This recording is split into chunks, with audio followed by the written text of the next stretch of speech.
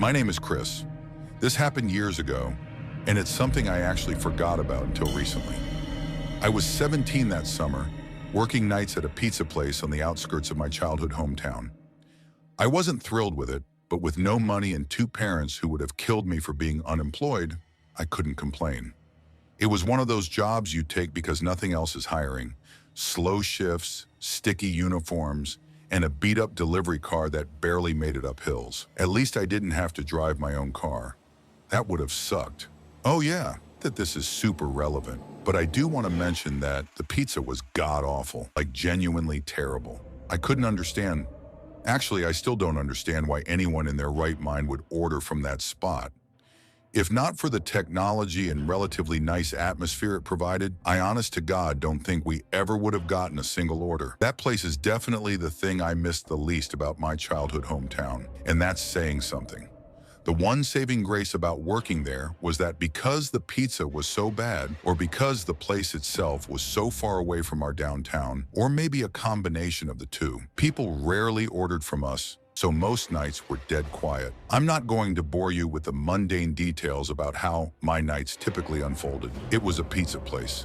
I'm sure you could fill in the blanks yourself. One night, I was restocking the fridge with drinks when the tablet buzzed with an online order. Large sausage and olive pizza. I remember that distinctly because we never got olives. The address was out in the middle of nowhere, past the edge of our delivery zone, and I remember getting ready to reject it out of habit. But before I could, my manager, this 30-something guy named Russell, who mostly sat in the back scrolling through Reddit, looked over and told me to take it, saying we hadn't had a single run in over an hour. I didn't argue, so when the pizza was ready, I typed in the directions on my phone and grabbed the pie. At least it would kill 30 or 40 minutes. As I was about to leave the store and walk to the car, I looked a little more carefully at the delivery instructions Russell had printed and stapled to the box, which I hadn't paid attention to until then. They said, and I remember this word for word, park on the street behind the house, walk through the backyard, knock on the back door only. That caught my attention a bit, but my 17-year-old brain thought of several rational reasons why someone might not want me to use the front door.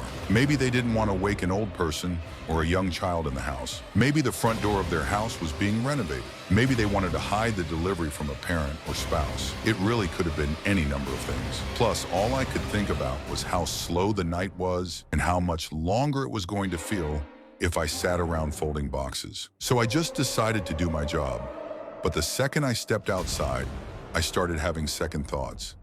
It was one of those summer nights that felt like walking through soup. Hot, humid, and completely still. Like even the air was stuck in some kind of invisible jelly. I don't know if this will make sense, but there's the stale, sour smell you get when it's really humid and still out. Sort of like old plastic and sun-baked dirt. That's what it smelled like out there. I hate that smell more than anything, but it was unavoidable. I had the windows down for maybe 2 minutes before giving up and blasting the AC. The delivery address wasn't in the direction of downtown. It was actually in the exact opposite direction, even though the pizza place itself was already kind of in the middle of nowhere. The drive was supposed to take just over 25 minutes, but it felt longer because of how empty the roads were. I'm definitely exaggerating a bit. It's not like there were no houses for miles, but it was much less dense the further I drove. When I finally got to the address, I realized I was coming up behind the house. The GPS had routed me along the skinny little side street that ran parallel to a set of backyards. There weren't any streetlights, and the houses didn't have back porch lights either. It was all shadows. I remember slowing down and double-checking the house number because it looked totally dead. There were no lights inside and no cars in the driveway. Just the sagging backyard with overgrown grass and a rickety wooden fence that didn't even close all the way. But still, I followed the instructions. I parked right there on the gravel shoulder, grabbed the pizza, and walked up the incline toward the back door. I had the pizza in one hand and my flashlight in the other, angling it down toward my feet so I wouldn't trip on anything. When I got to the top of the hill, I saw the back door. It was one of those old white ones with a small pane of glass at the top, covered by a cheap curtain. And waited, but no one answered. I knocked a second time, knowing that my manager would be livid if I returned to the store empty-handed. After no response, I was about to knock a third time when I saw the curtain move. Not a lot, just this tiny little twitch, like someone brushed it with their finger. It was fast, and I don't think I would have even noticed if I hadn't been staring at the glass. I stood there for another few seconds, expecting the person who was clearly standing right behind the door to finally open up. But before that happened, I noticed two unmarked cars pull up to the side street behind my car. My first thought was that I was about to get in trouble for trespassing or something. One of the car doors opened and someone stepped out. Even from the house, I could make out that it was a man in the light of the other car's headlights. The guy motioned for me to walk over to him, which is what I did, assuming that he had ordered the pizza and that I had beaten him home from work or something. But as I got closer, I realized he was flashing me something in his hand. It was a badge. The guy was an undercover police officer, which I was able to ascertain because he wasn't wearing a uniform, just normal clothes. As soon as I got within a certain distance of him, he told me to head back to my car and wait there. That was it. That's all he said. So I did.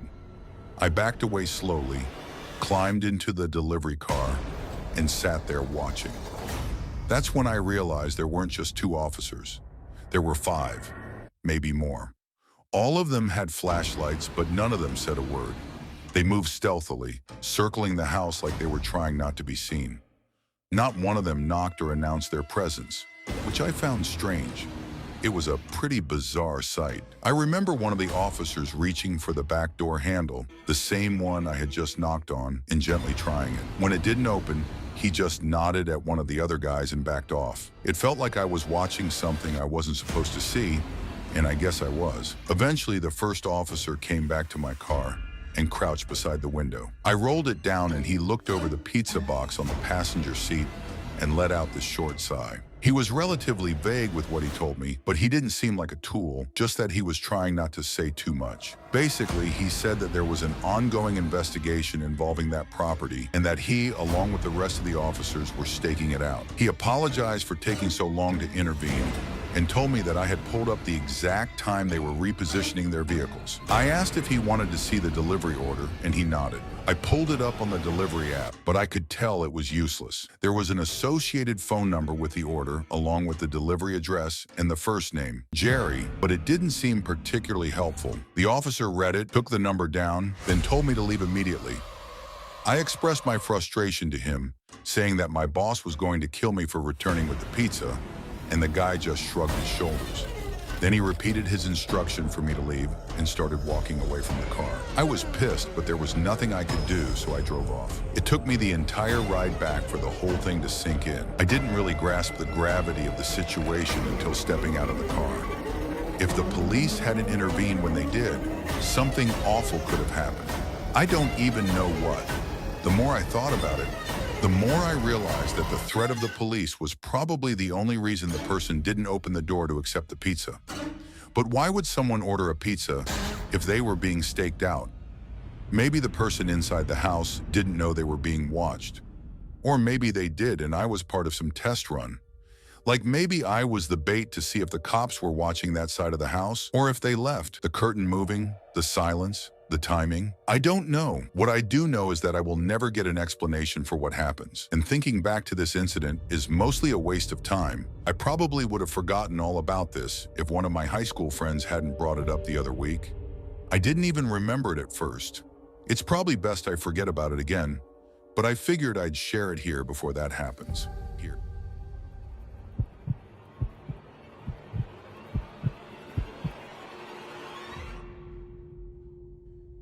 This happened just last year.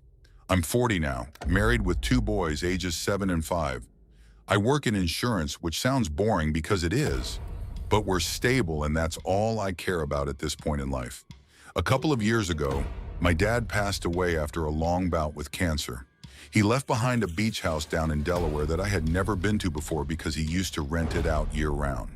It's nothing flashy or big, but it's in a fantastic spot just 1 block off the boardwalk. My favorite part about it by far is the upstairs back deck that provides a really nice view of the ocean. We started going there every summer after he passed, using it as our escape. A week here, a weekend there. It became our little family tradition. As much as my wife and I love spending time there, The boys love it even more. They'll spend hours on end playing on the beach, riding bikes, and exploring the town. It feels like a gift, something my dad left behind for us to enjoy. This story takes place during one of those weeks last summer. We'd gone down in mid-July, a Sunday through Friday kind of trip, when the crowds would thin out midweek and the beach was a little quieter. I remember the night clearly. It was a Wednesday. The boys had knocked out around 9:30 after a long day in the sun, and my wife and I were sitting on the back deck playing cards and sipping wine. That's when our older son, Jordan, came outside. He had this uneasy look on his face and told me he kept hearing a scratching noise in his room that was keeping him awake. I glanced at my wife, set my glass down, and stood up, telling him I'd go check it out. I figured it was probably just generic house sounds. It is a pretty old house after all. The boys don't share a room, so I thought there was no need to wake our younger one. I followed Jordan downstairs to his room, and he pointed to the wall near his bed and motioned for me to be quiet. We both stood there for a while, and I didn't hear anything at first, but I didn't want him to think I didn't believe him. So I stayed a little longer. After maybe 20 seconds, I finally heard it. Faint at first, but definitely there. A soft scratching sound, just like he had described. I crouched down and pressed my ear to the wall. It didn't sound like an animal up in the rafters or anything. It sounded like it was coming from inside the wall, lower down and closer to the baseboards. That's when I heard it breathing. Not an animal. Definitely not. It was deep, slow human breathing. I flinched back and let out a sharp "Jesus" without even meaning to. And then, I'm not kidding about this, I heard the most guttural and angry scream I've ever heard ring out from somewhere inside the wall. It caught me so off guard that I yelled out again, a feeling of existential dread hitting me right in the face. I grabbed Jordan by the arm and yanked him out of the room. We ran down the hall to get my younger son, Scott, who was still sound asleep. I didn't even give him a chance to open his eyes. I just scooped him up in my arms and ran. I needed to get back upstairs to the deck where my wife was. That was the only thing on my mind. As we reached the base of the stairs, I yelled for her. Then I heard another scream come from somewhere behind me, only much closer this time. I turned around and saw a man covered in filth, charging down the hallway straight at us. I nearly tripped trying to get up the stairs with both my sons, but we made it upstairs and onto the deck just in time. Not 2 seconds after I slammed the sliding door shut, the guy hit the glass full force. I genuinely thought it would shatter. He started clawing at the door like an animal, shrieking and pounding, yelling things I can't bring myself to repeat. I threw my body against the door and yelled at my wife to grab the kids and call the police. She pulled them back, covering their ears. I kept my eyes locked on his, trying to block the view of him from my family. He was wild, completely unhinged. His hands smeared something, dirt, blood, I don't even know, across the glass as he banged and tried to force the door open. I don't know how long I held it shut. A minute, 5. It felt like forever. He seemed to have unlimited energy, and it took all my strength to keep that door closed. I was fully prepared to fight him if the glass broke. But before that happened, the police finally showed up. They must have come around the side because within seconds, I saw 2 officers inside the house running at the guy who was still banging on the door. One of them tackled him from behind, and the other helped restrain him. The rest of the night was a blur. After getting that guy out of my house and into the back of a police car, the officers asked me for my version of things, which I told them. Together, we inspected the house to try and assess how that man had been inside the walls and how he had gotten out so quick. There's an entrance underneath the back porch that you wouldn't know was there unless you were looking. From there, it leads into a standing crawl space that runs alongside the foundation and has a second access point through a loose panel in Jordan's closet. I had no idea it was there. I'd never done a full inspection of the house when I inherited it. A few days later, I got more information from a detective who called to follow up. He told me the man admitted he'd been staying in the crawl space for months. He had discovered the crawl space entrance during the off-season and was planning to harm my family that night for intruding on his new home. Apparently, he had been stealing food from both our house, which we somehow didn't notice, and our neighbors' trash bins. We didn't go back for the rest of the summer, not out of fear of something else happening, but out of trauma. I didn't want to bring my wife or kids back there for a while, and they didn't object. I hired a crew to seal off the crawl space completely, and once that was done, I was finally able to relax a little. We've been using the house again this summer, and I'm glad to say that things are back to normal, or at least as close to it as we're going to get.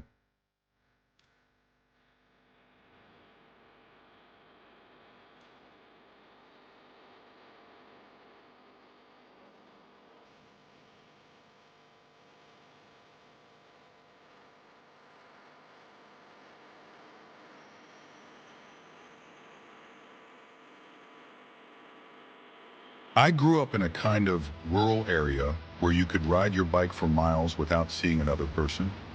Like a lot of people, my favorite season was always summer. It still is, actually, but it's been a while since I lived out in the country. So summer's lost a little bit of its charm. A lot of what made summer so special to me is tied to life in the middle of nowhere. There was something about the warmth, quiet, and emptiness I loved. Something I could never find in the city.